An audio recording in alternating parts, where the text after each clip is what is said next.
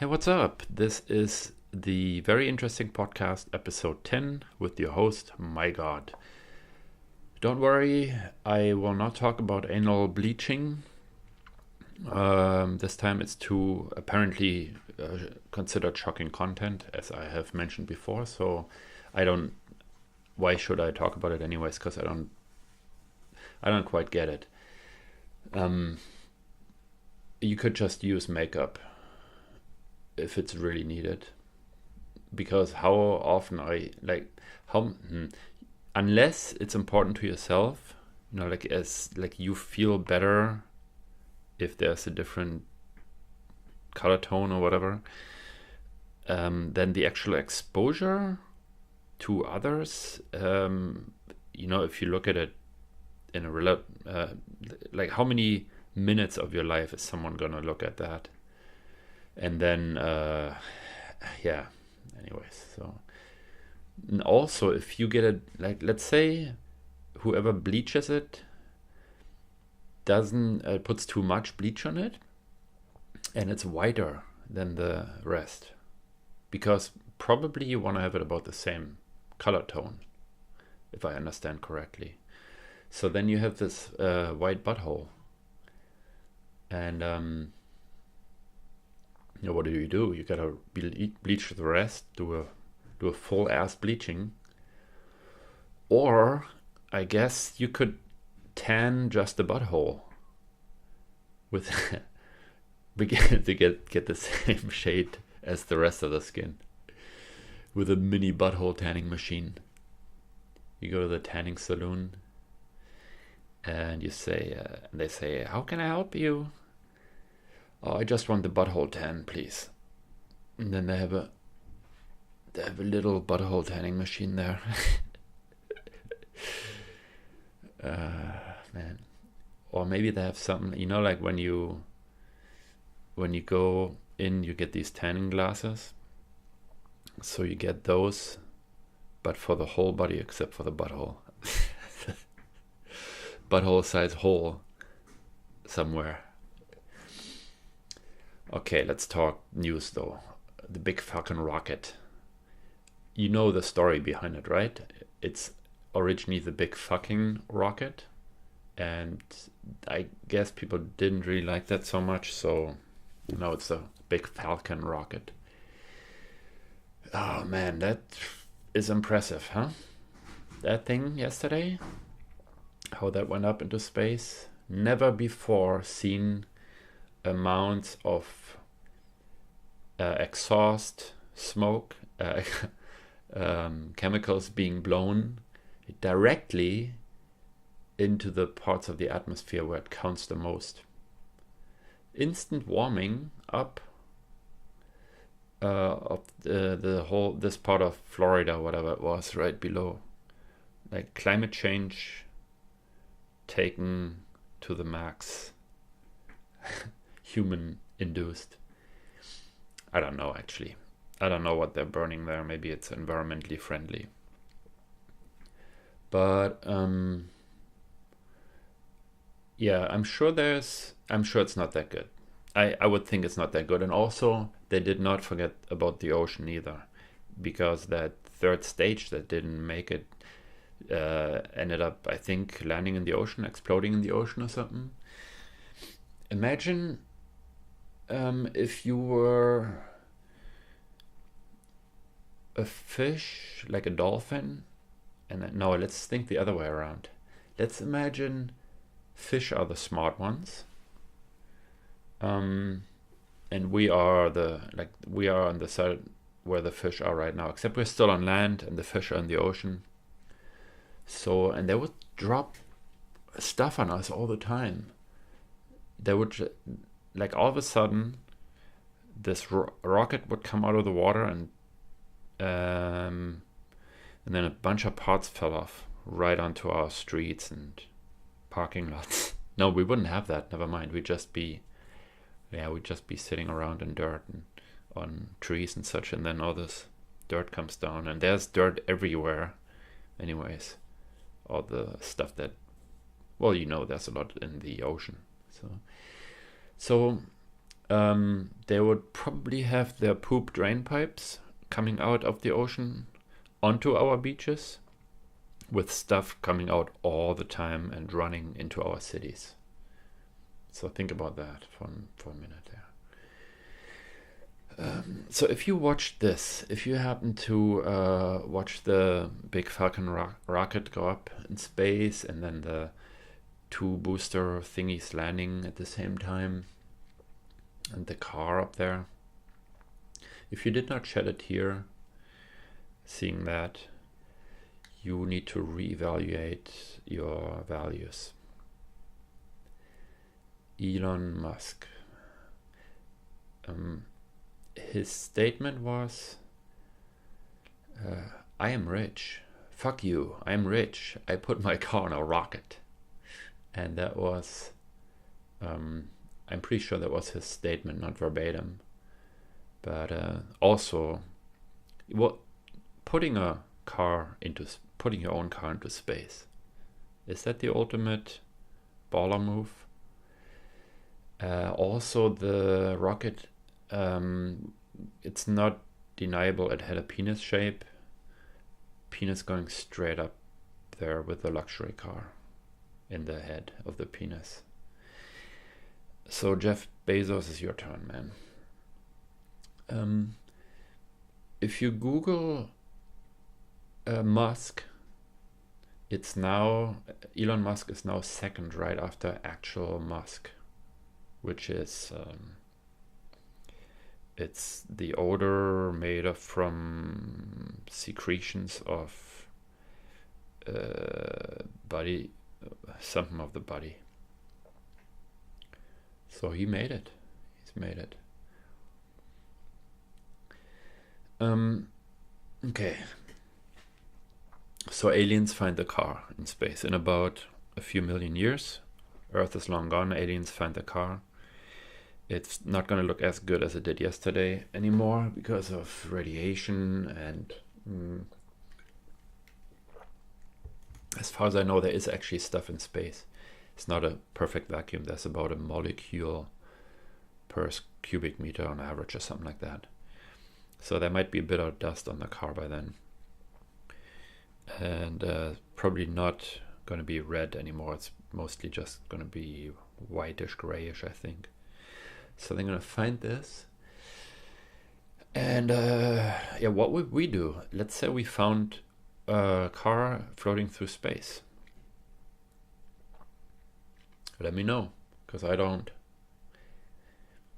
This is not the only car in space. There's another car, or I think there are multiple cars on the moon. Also electric cars from back in the day, 60 something. 1969, I think. If that's also left, the aliens find multiple cars, and maybe there's still some remnants of us on the Earth. They must think that we were obsessed with cars. We are obsessed with things to get from A to B with. It would be stupid if they actually are gonna start sending stuff to Mars for whatever purpose, if he wouldn't use some kind of a Tesla 4x4 to Mars and then use it there to explore. Yeah, see, that's the other thing. What do you want to even explore? We have everything. We have all the pictures. You can go on it virtually. You probably wouldn't need a car except for advertising purposes. Kind of like that thing yesterday. Could have carried something else, but the photo that came out of it, that's a piece of art. You know, the one that just shows the car and then the Earth behind it. That's a piece of art. And not even modern art. You know the kind of modern art where people just sort of have random lines paint on the paper. And then some people say, does that even take any skill? it takes skill to get that stuff into an art museum. That's the skill. And then to make people buy it, that's some serious skill right there. So, space man. You know, the moon has been pretty big lately. And I was standing on the balcony and I was looking at the moon. And I thought, if what do people think? People who have moon phases. What do they think when they look at the moon? Do they even realize what they're doing? It's probably the same as when you have people that have one leg and they look at a tree stump, or like people with short penises looking at a tree stump, or maybe some people have muffin tops. You know what that is, right? It's when like you're wearing pants and then fat is coming out the top and it looks like a muffin. So when a person with a muffin top looks at a muffin in a muffin store, standing there with the tight pants, and then all of a sudden realizing that are you not happy with your body? Focus on the good parts, like your earlobes. Oh, you know what? The other day I saw someone who had ears. They were so large, they looked like a cereal bowl was placed on the side of the head, like a small cereal bowl. I wonder what's the deal with evolution and that. So if you're not happy with parts of your body, then just think of the other parts. So because I bet you at least you're gonna like 95% of it. Even if you don't like your skin, that's only weight-wise, like total weight, maybe 2%, 3% of the body, something like that. So, well, I understand though that the other 5, like if 95% is good, the other 5% make a huge difference in your life. So be thankful for the 95%. That reminds me, Thanksgiving. What I've never quite understood this. We're thanking for food, right? Should we thank whomever for breathing, like thanks breathing, or thanks looking?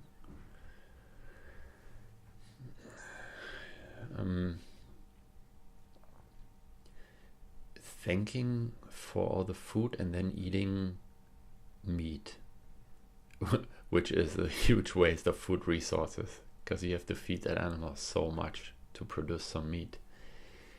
You know what would be funny if you had a butcher shop and right next to it a pet shop, and then also right next to it a veterinarian. Just picture that. You go to the butcher shop. No, wait. Yeah, and they're all next to each other with nothing else. So people go there, they park their car in front of those stores. They go into the butcher store and buy meat from a cow that's been in shitty conditions for a year and a half or so, and then got shot in the head, so that you can then buy the meat. So you pay €5 for that piece of meat, and then you go next door with your dog to the vet, and you get some medication for the dog, and that's going to be about €100, so that your dog can be happy, so he doesn't have that discomfort that he has. And then also you go to the pet shop, and you still have the bag with the meat in your hand, and you look through the window at the pet shop and you think, oh, these poor puppies, they've been sitting behind this window here in this box for probably 2 days now.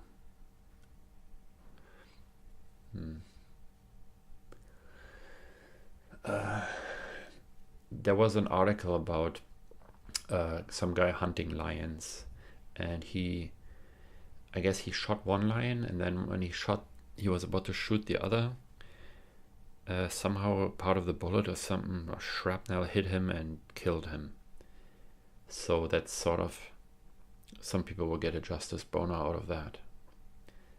I did too.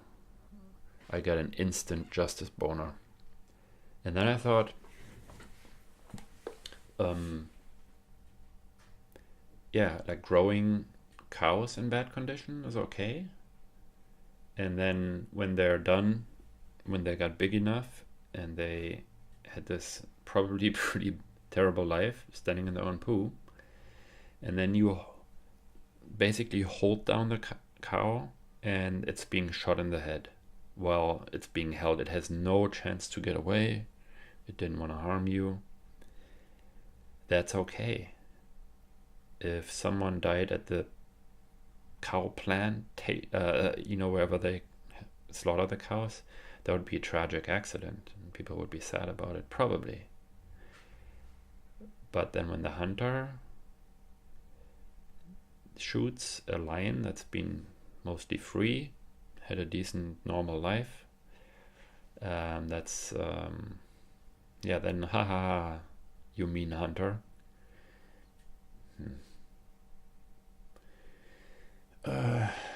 Anyways, dying is not all bad, I don't think. Look at the positive. Today is the day of looking at positive things that are normally considered negative. So take some time and think about the positive parts of dying. You don't have to deal with stuff anymore that you don't like. You don't have to bleach your asshole anymore.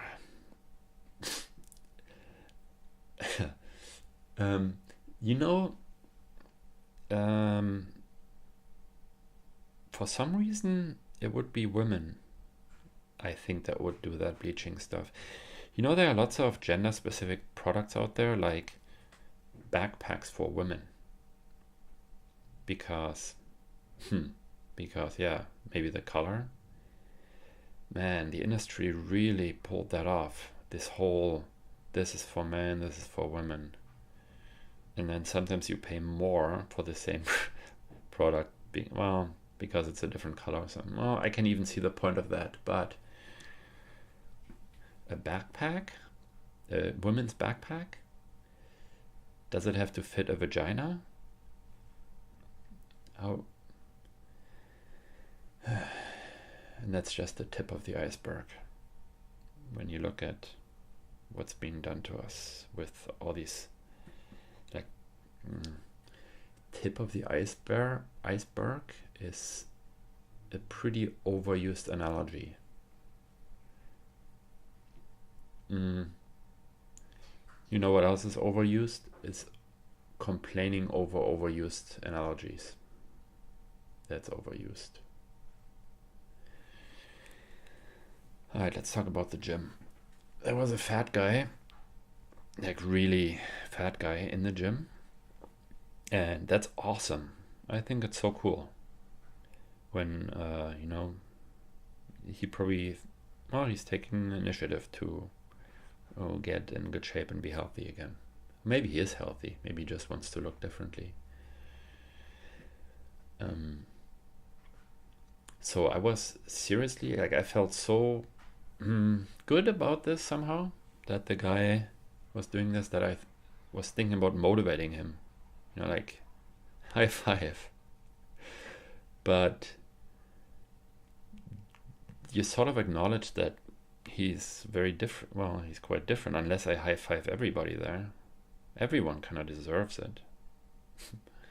Or maybe nobody really deserves it, because it's sort of narcissistic. Well, no. It's good for everyone if people are healthy, I guess. Sometimes I'll sit there and I'll do an exercise, and then the guy next to me decides to clean the machine with some, they have these spray bottles and they spray from 2 meters away, it seems, and so that back to 5%. Why always 5% today? But probably 5% hits the actual seed and then the rest is in the air. That negates my exercising, the positive effects of exercising, because I get to inhale all this stuff. Same in the locker room. People in the axe spray from super far away, and then the whole room smells like attractive man. That's what it's supposed to be, huh? Make you smell attractive. And then sometimes there's a lot of foot fungus going around, I think, in the gym, in the locker rooms. It just takes one guy. And then you catch it, and it might not be bad. Let's look at the positive side of foot fungus. I mean, aside from that scratching, that's kind of feels good when you have an itch and you actually scratch it. And then it gets worse, though. But you know that there are some theories now that fungus that that's underground, that you can barely see, that it connects plants, the trees, and they can communicate. It's almost like a brain a little bit. It's some form of intelligence, some people like to claim. Who knows? Maybe there's some huge fungus structures under forests.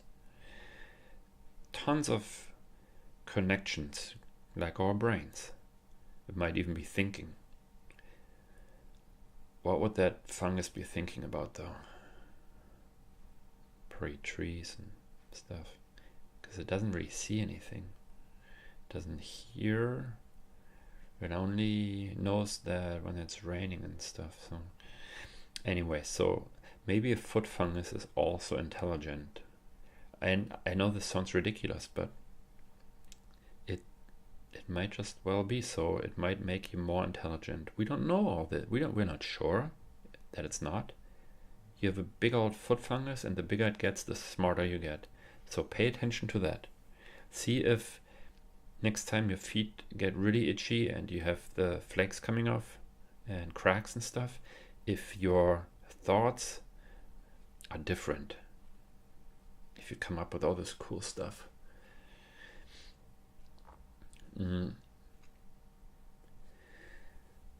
Foot fungus. It makes you more intelligent.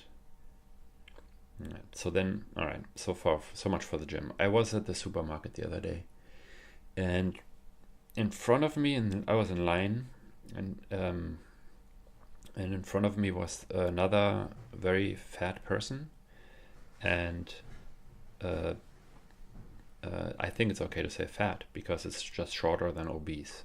It's the same thing, right? So, fat woman, super fat ass, right in front of me. And what do? I check out what she puts on the conveyor belt. Man, so. And then I think, what would be a good diet is to eat the opposite of what's on that conveyor belt. You could make a diet out of that. You just say, this is what you don't eat, and everything else you do. So there was a bunch of junk food. There were so when she looked away, she looked forward. There were some Snicker bars, and I took them off the conveyor belt.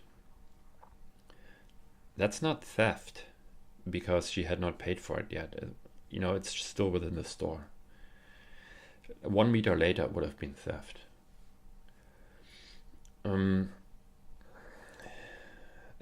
So, yeah, that was actually a dream I had the other night. That wasn't real. You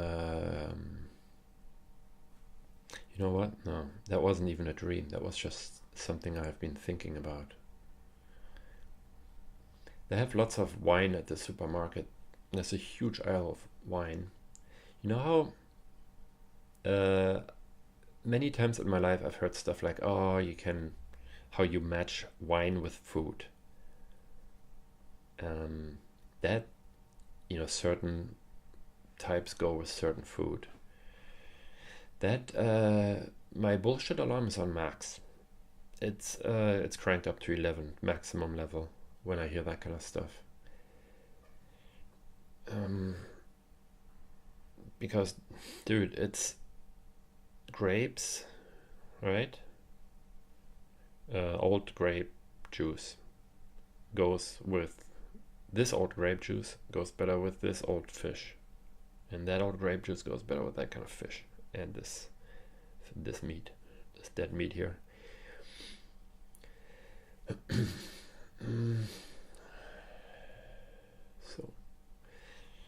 So anyways, but I was standing at the supermarket in Nine the other day, and I did some research. Isn't that funny how people say I did some research? And what they mean is they stood at the supermarket in line, waiting for the fucking cashier to type the Snicker bar in, and then they tap their phone with a thumb. Tapping with a thumb again and again. That's research, man. I did some research today. But so I do a lot of research when I'm in line, when I'm in the bathroom, whenever there's not much else going on. Lots of research. And I've been trying to... oh, you know what though? It's funny. The other day I caught myself looking on the smartphone at news about smartphones, because for some reason it's interesting to me what's coming out. Like if the Samsung comes out with the S whatever, they're on 9 or something, and so I read through this text, what's new, and it's a long text, like here's the new shape, new color, and then I'm seriously trying to find is there any kind of innovation for this thing that now costs almost 1,000 euros. It has an on-screen fingerprint reader. That's the big thing. That's how far it's become or gotten. So I have been trying to I've seriously been trying to stick my head out of the bubble. We are, you have your belief system, and like my belief system's probably been shaped by, well, more liberal news, I think. Having grown up in Germany in a fairly liberal environment. So I'm trying to stick my head out of my bubble into another bubble. So I've been looking at Fox News and listening to, damn, I forgot the guy's name, the major Trump supporter guy. So because especially the Trump bubble, there seem to really be just fans and haters. And we tend to search for evidence that supports our belief system that we already have. So try that sometime. Try searching for evidence that supports the opposite. And I was really trying to do that with Trump. And it's near impossible. Now, is it because I just don't like the guy? Because you really shouldn't focus on the guy. You should focus on policies. But then he can't even... I don't think he actually... You know what? Let me not get started. Last things I need to mention is about roundabouts. If you don't know how to deal with being in a roundabout, remember this. Imagine the roundabout is not round. If it's just a street, a straight street with streets on the right side. Every 10 meters there's a street coming from the right side. So now, if you're in the right lane, you can stay in that right lane and you can exit whenever you want. If you're in the left lane, you're going along a straight street and you wanna exit. You cannot just pull across that lane on the right and exit. You have to first get into that lane if there's a clear spot. All right, so that was the PSA of the day. Thanks very much for listening. I hope you learned something. Adios.